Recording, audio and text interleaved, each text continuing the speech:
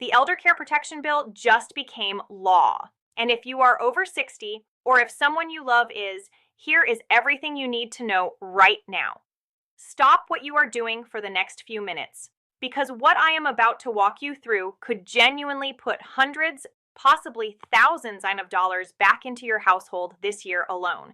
A landmark piece of legislation has just cleared the United States Senate, and if you are over the age of 60, or if you have a parent, grandparent, or anyone you care about who is, this is not background noise. This affects you directly. We are talking about your retirement income, your prescription drug costs, your monthly Social Security check, the safety of nursing home facilities, and the protection of a lifetime's worth of savings from the people who want to take it from you.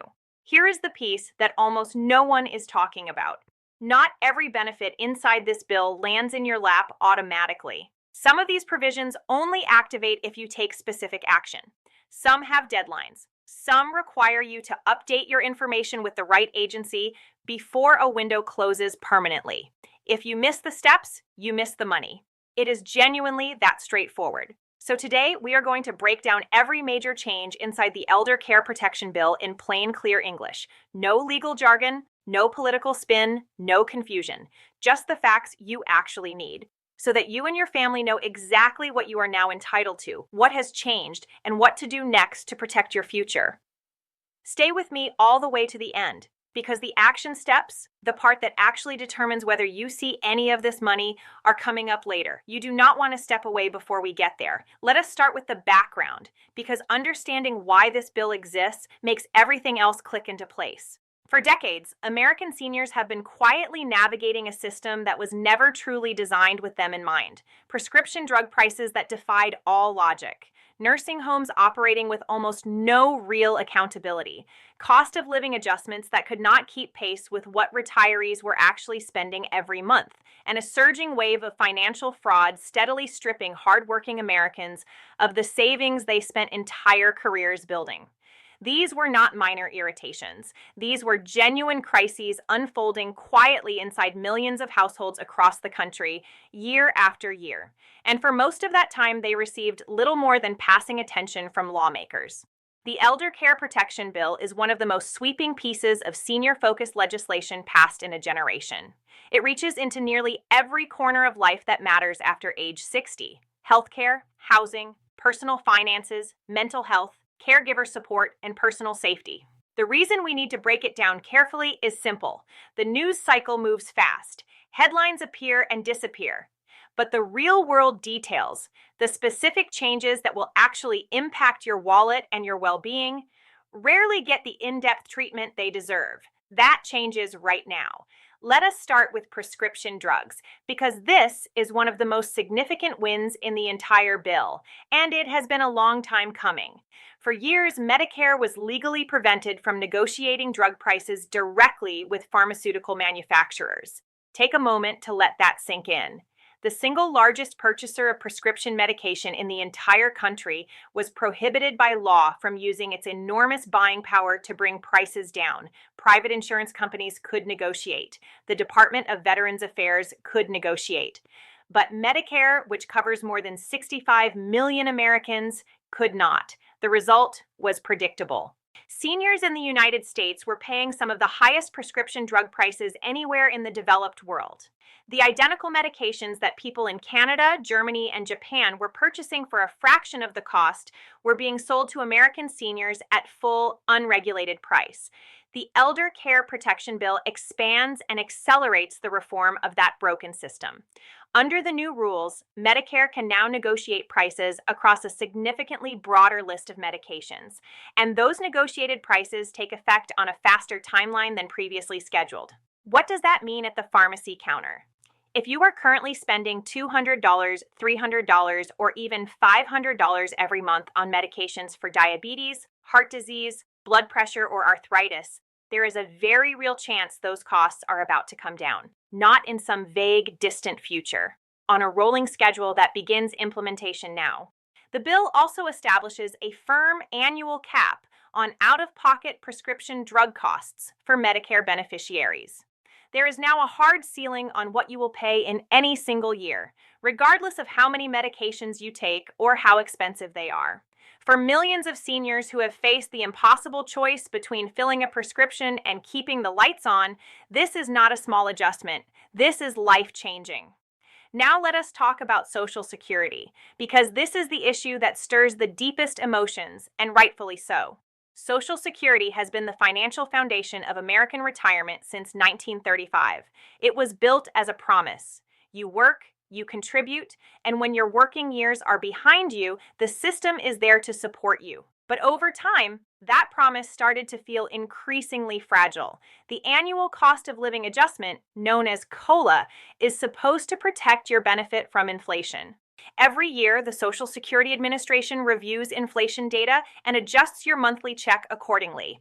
Here is the problem seniors have been raising for years. The inflation formula being used does not reflect how older Americans actually spend their money. The standard index tracks the purchasing patterns of urban wage earners and clerical workers, people buying gasoline, electronics, and work-related expenses. But seniors spend very differently. A much larger share of their budget goes toward healthcare, prescription medications, and in-home assistance. And those categories inflate faster than almost anything else in the economy. The Elder Care Protection Bill tackles this head-on by pushing for the adoption of an inflation index specifically designed around senior spending patterns. What that means in practice is that your annual Social Security adjustment will finally begin reflecting what your life actually costs rather than what someone else's life costs. Over time, this shift could mean hundreds of additional dollars in your pocket every single year. On a fixed income, that compounds quickly. The bill also addresses the long-running concern about Social Security's long-term financial health. For years, experts warned that without intervention, the trust fund could face depletion in the mid-2030s, which would have triggered automatic benefit cuts across the board. Nobody wanted that outcome. The bill strengthens the funding structure by adjusting the payroll tax cap so that higher earners contribute more into the system. This stabilizes Social Security not just for today's retirees, but for the generations coming up behind them. Let us move to nursing home reform, because this section of the bill deserves far more attention than it typically receives. If you or someone you love is currently living in a care facility, or if that is something you are thinking ahead about, what happens inside those buildings matters enormously. The difficult truth is that nursing home neglect and abuse in America has been a stubborn, persistent problem. Reports from the Department of Health and Human Services have documented for years that a significant percentage of facilities carry citations for serious violations, inadequate staffing, poor sanitation, medication errors, and in the most troubling cases, outright physical and emotional abuse of people who had no way to protect themselves.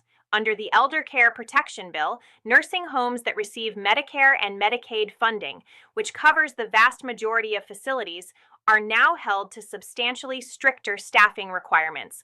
The new rules establish mandatory minimum staffing ratios. There must be a defined number of trained caregivers available per resident at all times. That may sound administrative on paper. In real life, it means your mother, your father, your spouse will have an actual person available to help them when they need it, not just when the schedule allows. Understaffing has been at the root of countless preventable tragedies inside care facilities.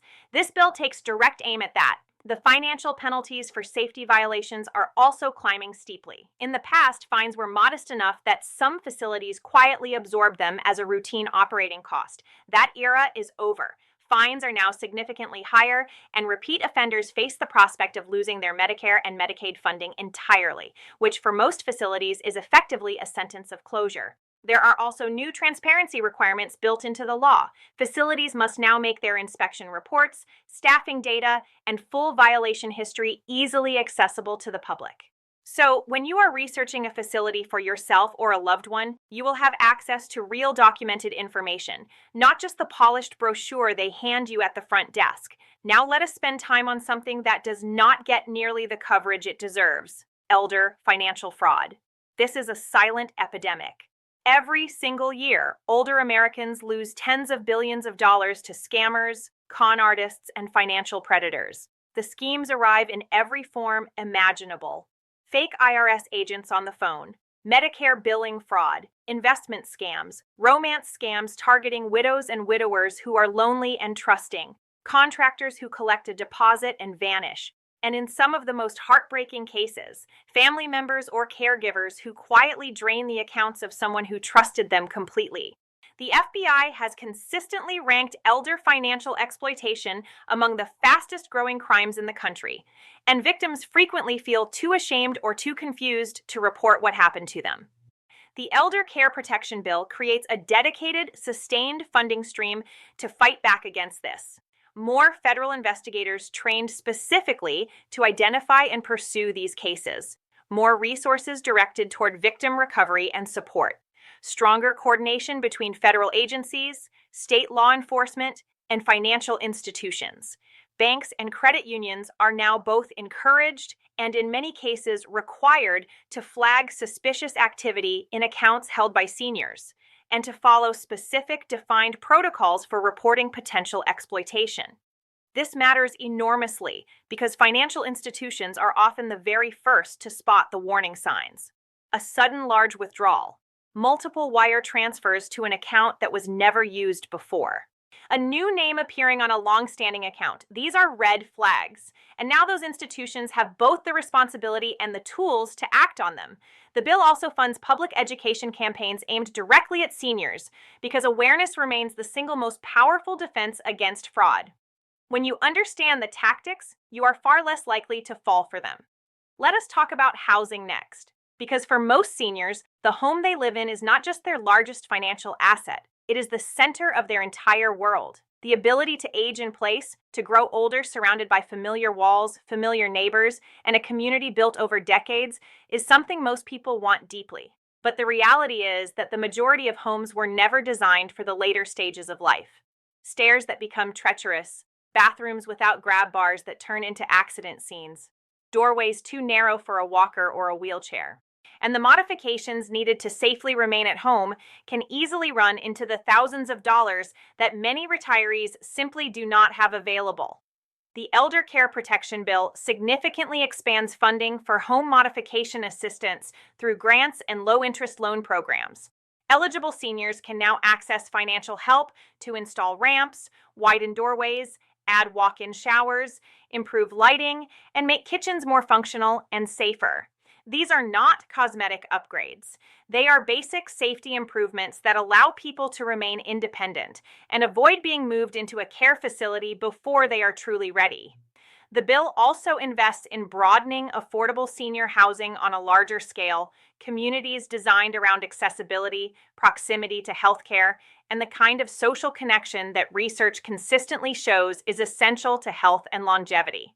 Here is something most people genuinely do not know. Chronic loneliness in older adults is as damaging to physical health as smoking 15 cigarettes a day. That is what the science shows.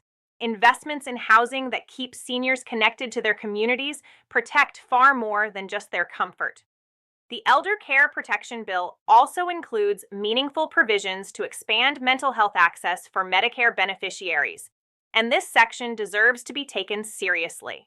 Right now, accessing mental health care through Medicare is complicated, expensive, and often limited by the fact that many therapists simply do not accept Medicare patients because reimbursement rates are too low. Add to that the very real stigma around mental health that remains particularly strong among older generations who grew up in an era when these conversations simply did not happen. The bill works to dismantle these barriers by improving reimbursement rates for mental health providers who serve Medicare patients, and by expanding telehealth options so that seniors in rural areas or those with limited mobility can receive professional counseling from their own homes. Grief, loss, chronic pain, the quiet fear of becoming dependent on others, these are real and heavy emotional burdens that millions of older Americans carry every single day. Reaching out for help is not weakness. It is one of the wisest decisions a person can make, and this bill helps chip away at the outdated belief that suggests otherwise. Now let us talk about caregivers, because this is a group that falls through the cracks in nearly every major policy conversation, despite the fact that their work touches tens of millions of families. There are an estimated 53 million unpaid family caregivers in the United States right now. Sons, daughters, spouses, siblings, close friends. people who have stepped up to shoulder enormous responsibility for an aging loved one, often while simultaneously holding down a full-time job and managing their own family and health. The toll is significant. Caregiver burnout is not theoretical. It is widespread. Depression among caregivers is strikingly common, and historically, these individuals have received almost no financial support, no structured training, and virtually no formal recognition for what they do. The Elder Care Protection Bill begins to change that. New tax credits are now available for family caregivers, allowing them to recover a portion of the out-of-pocket costs they absorb on behalf of their loved ones. There is dedicated funding for caregiver training programs, so family members managing complex medical situations at home can do so with confidence and safety. And there are expanded respite care options, giving caregivers the ability to take temporary breaks without feeling like they are abandoning their responsibilities. A rested, supported caregiver is a more effective caregiver, and that directly translates into a better quality of life for the senior they are caring for. This is a win in every direction. Let us address the part of this bill that has generated some of the biggest headlines: the push to expand Medicare coverage to include dental, vision, and hearing services. Right now, original Medicare does not cover routine dental care, routine eye exams, or hearing aids. And this is not a minor gap. These are not luxury services. Untreated gum disease has been linked to increased risk of heart disease, diabetes complications, and cognitive decline. Uncorrected vision problems raise the risk of dangerous falls and serious accidents. And untreated hearing loss is one of the strongest modifiable risk factors for dementia identified in current research. The Elder Care Protection Bill makes real, meaningful progress here. While full Medicare expansion for these services remains an ongoing political and legislative battle, this bill includes new subsidies to help beneficiaries afford hearing aids, devices that currently carry price tags of several $1,000s. It funds pilot programs to expand dental care access through federally qualified health centers, and it broadens vision care availability through community health programs. It is not everything advocates have called for, but it is genuine, substantive progress moving in the right direction.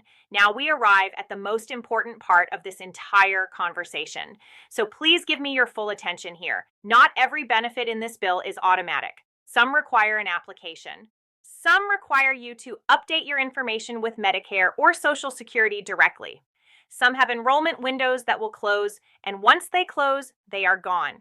Start by contacting your local Social Security office or visiting the official Social Security Administration website.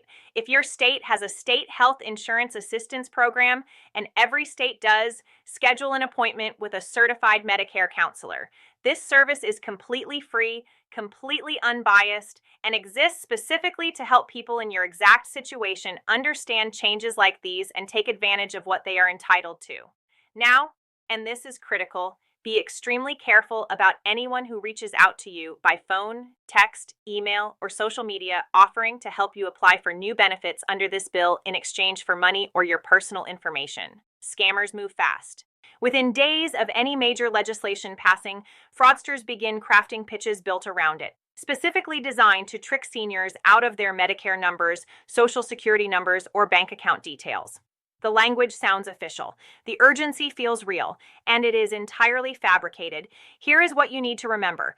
Legitimate government services are always free. The Social Security Administration will never call you demanding immediate action. Medicare will never ask for your credit card number over the phone. If anything about an interaction feels wrong, hang up, close the browser, and call the official agency directly using a number you look up yourself. Before we close, I want you to take a moment and think about your own experience. Think about the times you have stood at the pharmacy counter, quietly calculating which prescription you could afford to fill this month and which one you would have to wait on. Think about the worry of watching a parent in a facility that never seemed to have enough staff on hand. Think about the phone call from the bank about a transaction you did not recognize. Think about a quiet afternoon when the weight of this chapter of life felt like something nobody around you fully understood. This bill is not a perfect solution. No single piece of legislation ever is, but it represents a real, substantive, and measurable effort to make daily life better for older Americans in ways that are concrete and meaningful. And perhaps more than anything else it does, it sends a signal that the challenges facing seniors are finally being taken seriously after far too many years of feeling overlooked. There are still battles ahead. Implementation takes time. Budget negotiations happen every year. The forces that profited from the old system, pharmaceutical companies, irresponsible care facility chains, financial predators, will not step aside quietly. They will lobby, they will litigate, they will look for every opportunity to chip away at this progress, which is exactly why staying informed, staying engaged, and staying connected matters more now than ever. Because the strongest protection any law has is a public that understands what is at stake and refuses to let it be quietly taken away. Knowledge is not just power. In situations like this one, knowledge is protection.